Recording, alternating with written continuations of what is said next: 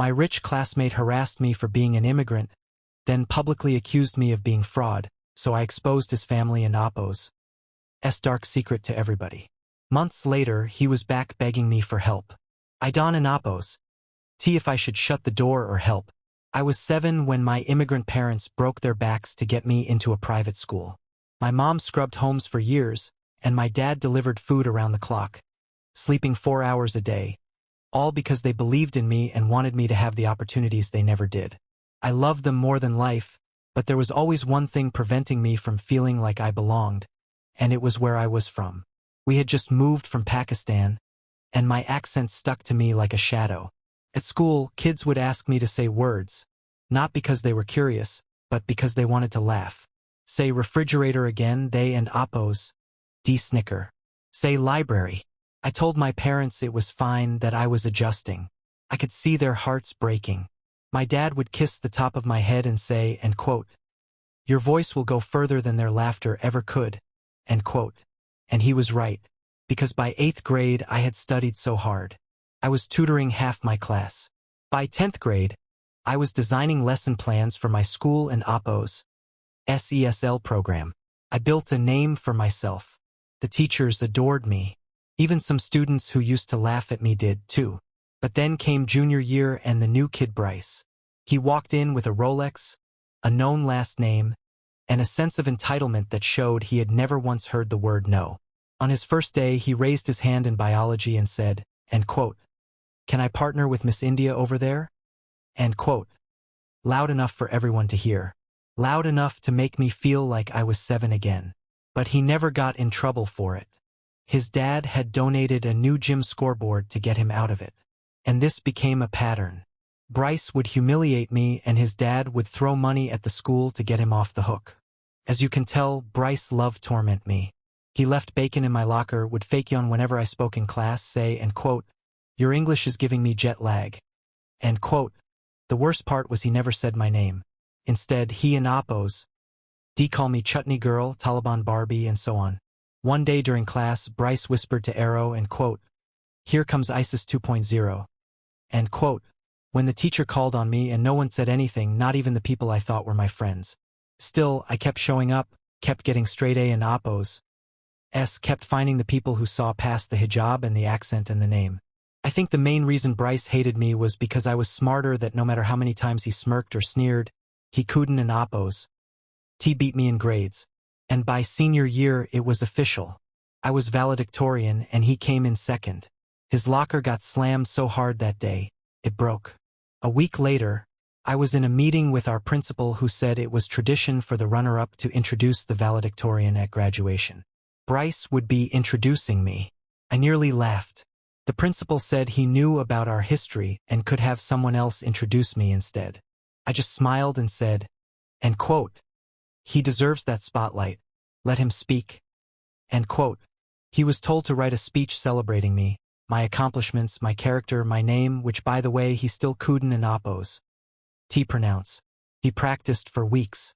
I heard him in the hallway muttering, end quote, "Maha, Mahara, Mahira," end quote. The night before, my parents ironed my gown and sewed Quran verses into the hem. My dad polishing my metal like it was made of gold. And my mom whispered, end quote, "Whatever happens tomorrow, you and Appo's already won," end quote. The day of graduation came and my parents were in the front row. My mom wore her best hijab, navy blue with gold trim. My dad had on the same suit he wore when he got his U.S. citizenship. Bryce took the stage, stumbled on my name twice, then forced it out through gritted teeth. The brilliant Mahara, perfect pronunciation. I walked across the stage, took the mic, and said, end quote, "Bryce, thank you for that introduction. I know public speaking is hard, especially when it and Appo's not about you," end quote. And the crowd laughed. I spoke about resilience, about names, about how pronunciation ISN and Appo's hard, it just takes respect, and how some kids get trophies for showing up while others get punished for daring to exist too loudly. I and Appo's am here not just because I studied hard, but because my parents believed in me more than the world doubted me. The applause was louder than I and Appo's Dee ever heard it until Bryce rushed back to the mic and shouted, and quote, "I think everyone should know that Mahara was born here. She and Appos. S not even from Pakistan. She just pretends to be with her fake accent. She lied about where she was born and those lies will get her rejected from Ivy School." End quote. The gasp that followed hit me like a slap, like a betrayal, like every time someone tried to make me feel small. I saw my parents, my mother clutching her purse, my dad already moving to stand, but I took the mic back and said, end quote, "That ISN and Appos? True. My parents and I immigrated here.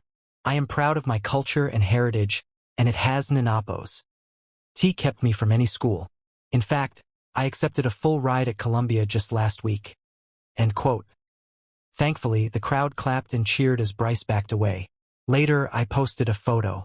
Me in my cap and gown holding my parents in Appos. Hands captioned, end quote, "Born in Karachi, raised in chaos, built for better." End quote.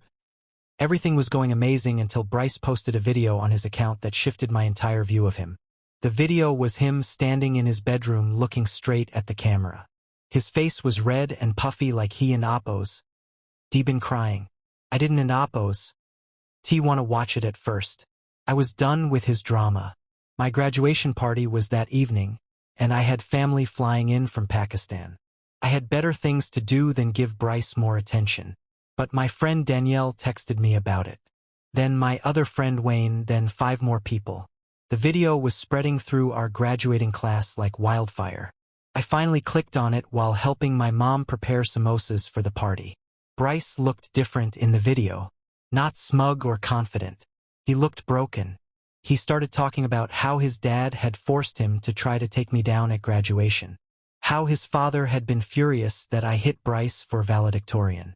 Apparently, his dad had threatened to cut off his college money if he didn't in Appos. Tried to humiliate me one last time. I almost dropped my phone in the cooking oil. This couldn't and Appos. Be real. Was this some kind of weird trick? Another way to mess with me? I watched the whole 8-minute video. Bryce actually apologized.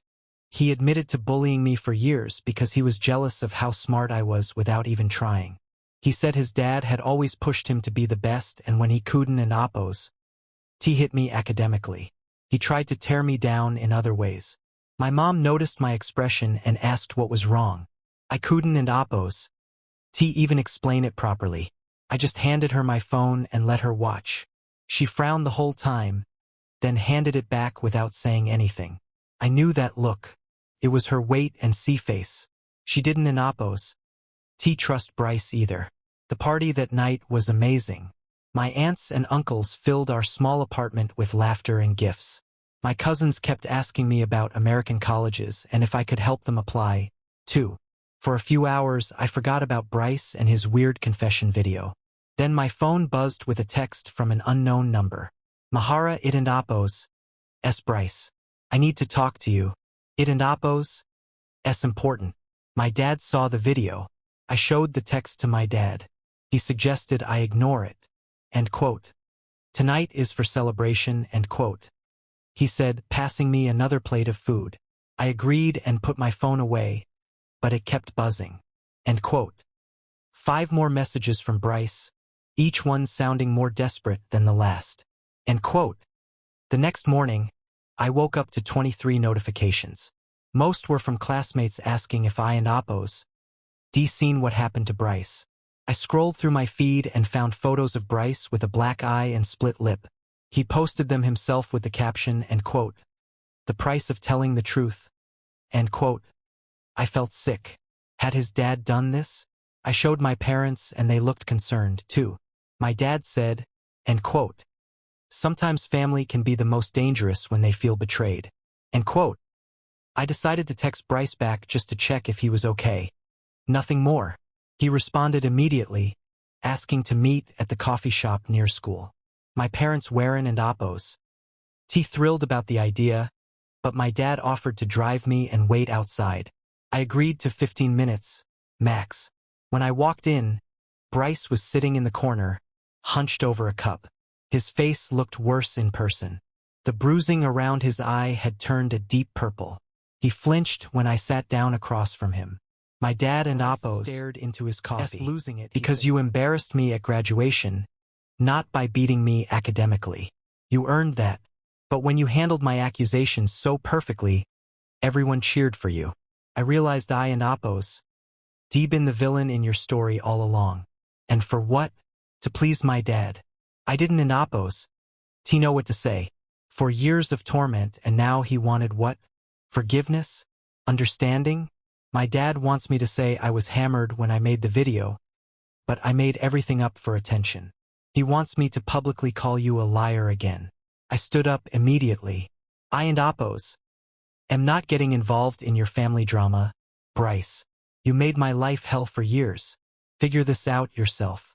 As I turned to leave, Bryce grabbed my wrist. Not hard, but enough to make me stop. He and Apo's threatening to pull my college tuition. If I don an Apo's do it, I and Apo's Ella lose everything. I pulled my arm away. Welcome to consequences, Bryce. Some of us have been living with them our whole lives.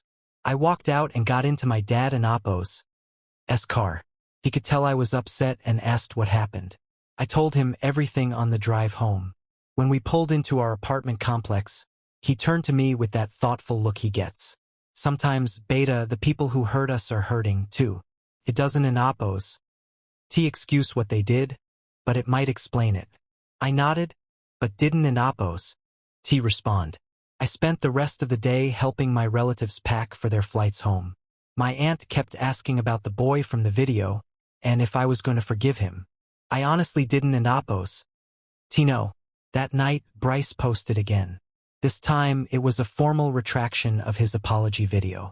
He claimed he and Apo's been emotional after losing valedictorian and made up lies about his father. He apologized to his dad publicly and called himself immature. The comments were brutal. Nobody believed him. I stared at my phone for a long time before typing out a message to Bryce. I saw your post. Are you okay? His response came hours later. No, I didn't in Apo's sleep well that night. I kept thinking about Bryce and Apo's face at the coffee shop. The fear in his eyes. I and Apo's spent years hating him, but now I just felt confused. The next morning, I woke up to another text from him. Can we talk again? Not in public. I showed my parents the messages. My mom was firmly against meeting him again. My dad was more thoughtful. After a long discussion, we agreed I could meet Bryce at the public library. My mom would come with me, but sit at another table nearby. Safety first. When we got to the library, Bryce was already there, wearing sunglasses inside. He took them off when I sat down. His eye looked even worse. There was now a yellowish tinge around the edges of the bruise. My dad took my car keys, he said without preamble. He and Apo's monitoring my phone. I had to borrow my neighbor and Apo's laptop to message you. He and Apo's going through my stuff, deleting contacts of anyone who might have seen the original video. I glanced over at my mom, who was pretending to read a magazine while watching us like a hawk. Why are you telling me this? Bryce slid his phone across the table. On it was an email from Princeton, his dream school. It mentioned concerning reports about his character and requested a meeting with him and his parents before finalizing his admission. End quote. My dad blames you for this, end quote, he said, taking the phone back. End quote. He says if I don an Apo's fix things, I can kiss Princeton goodbye. End quote. I felt a chill.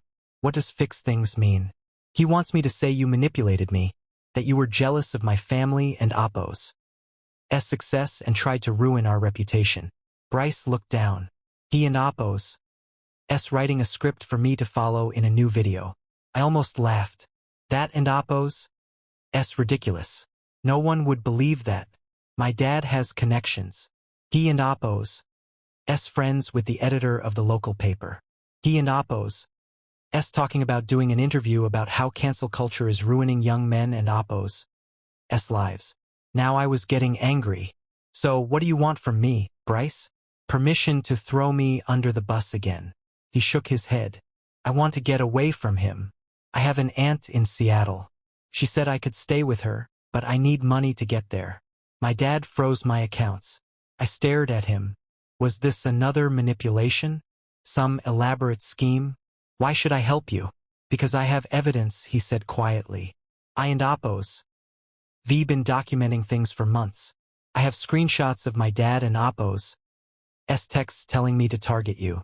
Voice recordings of him planning how to ruin your reputation if I didn't and Apo's hit you academically.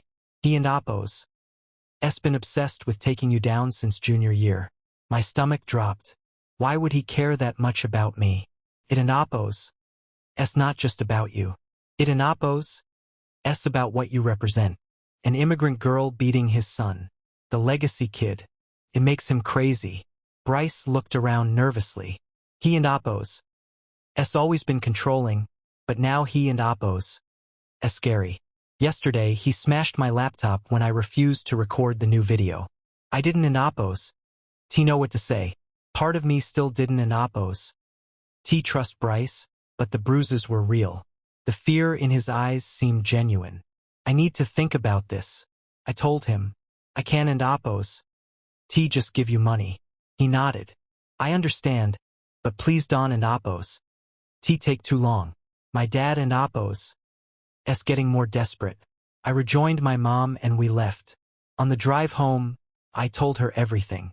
She was skeptical but concerned about the violence. When we got home, my dad was equally troubled. We talked for hours about what to do. The next day, I got an email from a local news site asking for comment on allegations made by the Thompson family. I showed my parents. My dad immediately called his friend Harold, who was a lawyer. Harold advised us not to respond yet. Things escalated quickly after that. Bryce and Apo's dad, Mr. Thompson, posted on his business page about false accusations damaging his family and Apo's reputation. He didn't and Apo's name me directly, but everyone knew who he meant. Then local community Facebook groups started sharing the post. People who didn't and Apo's even know me were suddenly discussing whether I was a manipulative liar. I felt sick. This was supposed to be my summer before college. A happy time. Instead, I was watching my reputation get dismantled by a man I and Apo's barely met. My phone buzzed with a text from Danielle. Have you seen what Bryce just posted? I hadn't and Apo's I quickly opened social media and found a new video from Bryce. This one was different. He looked polished, well-dressed. The bruises were covered with makeup. He spoke carefully, reading from something off camera. He claimed I had been jealous of his success and had manipulated him into making the first video to damage his family and Apo's reputation. He apologized to his father for falling for Mahara and Apo's tricks. I threw my phone across the room. My mom rushed in, alarmed. I couldn't and Apo's even speak. I just pointed at my phone. She picked it up, watched the video, and immediately called my dad. Within an hour, my small support system assembled in our living room. My parents, Harold, the lawyer, my two closest friends, Danielle and Wayne, and my former ESL teacher, Miss Kathleen. They all watched both videos, compared them, and agreed. The second one seemed forced. And quote, he and Apo's reading cue cards, and quote, Wayne pointed out, and quote, look at his eyes tracking something and the bruises, and quote. Danielle added, and quote, they tried to cover them, but you can still see the yellow around his eye, and quote. Harold was more practical, and quote, we need to decide what to do. This is getting out of hand, and quote. Miss Kathleen suggested we reach out to Princeton directly. They should know what and Apo's really happening before they make any decisions about either student. I wasn't and Apo's sure. Escalating things might make it worse, but then my phone buzzed with another text from Bryce. I and Apo's sorry. He was standing right there. I had no choice. That settled it for me. I decided to fight back. Not just for myself, but for Bryce too. No one deserved to live in fear like that. We crafted a careful email to Princeton explaining the situation without making accusations we couldn't and Apo's prove. We attached links to both videos and noted the concerning physical changes in Bryce between them. Miss Kathleen added a character reference for me. We sent similar emails to Columbia where I was headed in a backpack. And quote, I and Oppos, am sorry, and quote, he said his voice. I didn't and Oppos. Nowhere else to go. He found out I was planning to leave. My dad came in from the bedroom, alarmed to find Bryce in our living room. Bryce quickly pulled out his phone and played a recording. It was his father screaming about ungrateful children and threats to end this Pakistani girl and Oppos' college dreams once and for all. My parents exchanged a look I couldn't and Oppos' quite red. Then my dad did something that shocked. He offered Bryce our couch for the night. No one should feel unsafe in their home. He said simply, and quote, that night was surreal. My former bully slept in our living room while my parents whispered in their bedroom about what to do. I lay awake wondering how my life had taken such a strange turn. In the morning, Bryce showed us more evidence. Screenshots of his dad and Oppos' messages to business associates asking them to help deal with the situation. Emails to Princeton questioning my character. Even a draft of an article his dad wanted published in the local paper, painting me as a calculating manipulator who played the victim card. He and Oppos' obsessed, Bryce said, scrolling through his phone. It and Oppos' like he can and Oppos' stand that someone like you could hit someone like me. The someone like you stung. But I let it go. We had bigger problems. My dad called Harold again. This time, Harold came over in person. He reviewed everything Bryce had shown us and took copies. He explained that while Mr. Thompson and Oppos' behavior was concerning, much of it wasn't and Oppos' technically illegal. The best approach might be to counter his narrative rather than try to silence him. People like this thrive on control and fear, Harold explained. The best defense is often full transparency. We spent the day crafting a response, not just for Princeton, but for everyone. With Bryce and Oppos' permission, we compiled the evidence into a single document. The texts, the emails, the recordings. We added context, explaining the history of Bryce and Oppos' bullying and his father and Oppos' enabling. Then came the hard part, deciding what to do with it all. If we make this public, your dad will retaliate. I told Bryce, and quote, are you ready for that? End quote. He looked scared, but nodded. End quote. I can and Oppos' live like this anymore and I can and Oppos' let him hurt you because of me, end quote. That afternoon we sent the complete file to both Princeton and Columbia. We also shared it with our school principal and the school board, not to get anyone in trouble, but to protect ourselves from whatever might come next. Bryce stayed another night on our couch. His phone kept ringing with calls from his dad, which he ignored. In the morning, he got an email from Princeton requesting a private meeting with him without his parents. It seemed they were taking the situation seriously. I felt a weight lifting. Maybe this would all work out. Then my mom got a call from a friend who cleaned houses in Bryce and Oppos' neighborhood. Mr. Thompson was telling people I had kidnapped his son. He was threatening to call the police. Panic set in. This was getting dangerous. Harold advised us to be proactive. Bryce called the non-emergency police line himself and explained he had left home voluntarily because he felt unsafe. They took his information, but seemed unconcerned since he was 18. Still, we knew Mr. Thompson wouldn't and Oppos' give up easily. He had money and connections. He was used to getting his way. That evening, as we were eating dinner, someone pounded on our door. Through the peephole, we could see Mr. Thompson, red-faced and furious. My dad told us to stay back while he handled it. I couldn't in Oppos' hear everything, but my dad and Oppos' voice remained calm while Mr. Thompson and Oppos' got louder. Finally, my dad said clearly enough for us to hear. Your son is welcome here as long as he needs. If you continue harassing my family, we will take appropriate legal action. The door closed. Mr. Thompson shouted something from the hallway, then stormed off. My dad came back looking shaken, but resolute. He and Oppos' not a Wellman was all he said. The next day, Bryce got another email from Princeton. They wanted to meet with him as soon as possible, alone. He was nervous, but agreed. My dad drove him to the meeting and waited outside. When Bryce came out 2 hours later, he looked different, lighter somehow. He showed us the email on his phone. Princeton had reviewed the evidence and found his situation deeply concerning. They were still offering him admission, but with a new financial aid package that didn't and oppose. Depend on his parents and oppose contribution. They believe me, he said, sounding amazed. They actually believe me. Columbia sent me a similar email, assuring me they had reviewed the situation, and my admission was secure. They even offered to connect me with their student support services if I needed help dealing with the stress of the situation. For the first time in weeks, I felt like I could breathe again. Mr. Thompson and Oppo's campaign of intimidation had failed. The truth had won out.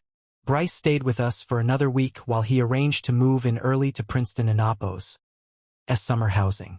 His aunt in Seattle sent him money for expenses. He was quiet most of the time, helping with dishes and keeping to himself. Sometimes I caught him watching my family with a strange expression like he was studying us. The night before he left, he finally talked to me properly. We sat on our small balcony watching the